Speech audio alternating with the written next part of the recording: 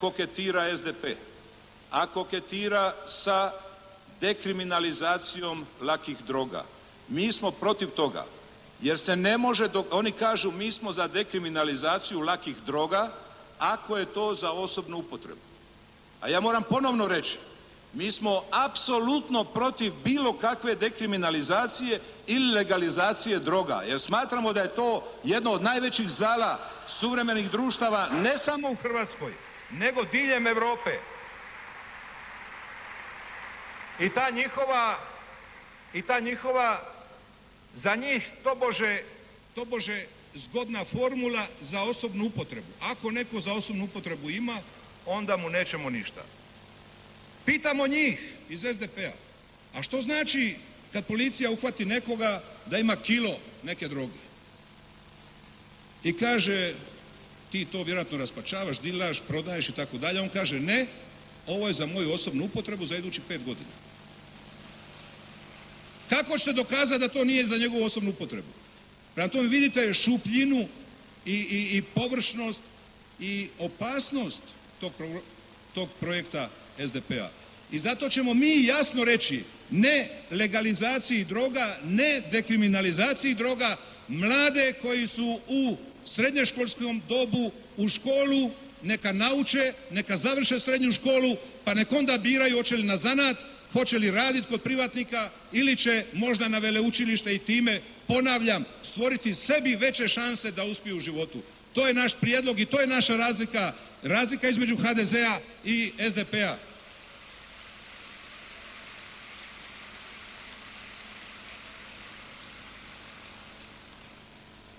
I zaključit ću sa zahtjevom, dopustite da to kažem kao predsjednik stranke, sa zahtjevom i prijedlogom svima vama.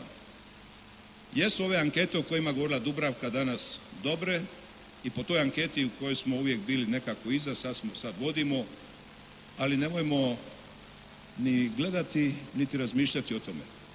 Puni angažman svakog od vas, svih temeljnih ogranaka i posebno vama želim zahvaliti predsjednicima temeljnih ogranaka, općinskih i gradskih, jer vi ste srce stranke, da nema vas ne bismo bili ovako uspješni. Vi ste ona snaga stranke, vi ste ono što čini HDZ apsolutno boljim od svih drugih stranaka u Hrvatskoj. Vi ste ona snaga koja nama jamči budućnost. Radite sa svojim prijateljima. Neka svatko u idućih mjesec i nešto dana razgovara sa prijateljima, sa susjedima. Ako je neko bolestan, pomozite mu i transportom, prijevozom do biračkog mjesta. Bira se taj dan i ponovno za 4 godine. Taj dan, 25. studenog, odlučujemo o budućnosti Hrvatske u iduće 4 godine. Taj dan odlučujemo kakva će Hrvatska biti. Taj dan, a ja sam pokušao u ovom govoru dati 2 slike Hrvatske. Jednu koju nudimo mi i drugu koju nude naši suparnici na ljevici. Dame i gospodo, ozbiljna su vremena. Ostvarili smo puno, pokrenuli smo Hrvatsku. Naši uspjesi bit će i jesu tiskani i objavljeni i ja molim oba predsjednika županijskih odbora i Nenadića i Matušića da to podijele, da dođe u svaku kuću. Da se vidi šta smo ostvarili u protekle 4 godine. Šta smo napravili u ove naše 2 županije. Ali isto tako, za koji dan ćete dobiti i program HDZ-a za razdoblje 2007-2011. za iduće 4-godišnje mandatno razdoblje. I u toj knjizi s ovom ćemo reći i začepiti usta svima onima koji budu kritizirali našu vladu i Hrvatsku demokratsku zajednicu. S ovom koju ćemo imati što smo ostvarili.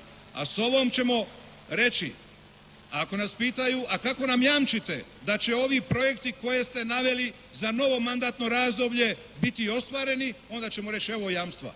Evo dokaza, to je ova knjiga, pogledajte šta smo u njoj napravili za Dubrovnik, za Konavle, za Dubrovačku-neretvansku županiju, za Splitsko-dalmatinsku i sve županije u Hrvatskoj. I zato treba u idućem vremenu reći i to da na jednoj strani imaju izbor stranke koja je Hrvatsku vodila u ratu, uspješno jer smo rat dobili, koja je Hrvatsku vodila prema međunarodnom priznanju, uspješno jer smo međunarodno priznati. Imamo stranku koja i u miru zna voditi Hrvatsku, koja zna ostvariti makroekonomske rezultate. Pa molim vas lijepo, 129.000 novih radnih mjesta u 4 godine je otvoreno. 129.000 novih radnih mjesta. Nikad manja nezaposlenost u Hrvatskoj u zadnjih 10 godina. To je naš rezultat. Imamo dakle stranku koja nudi to i imamo s druge strane stranku koja ima u svom programu dvije karakteristike, vraćam se na onaj početak.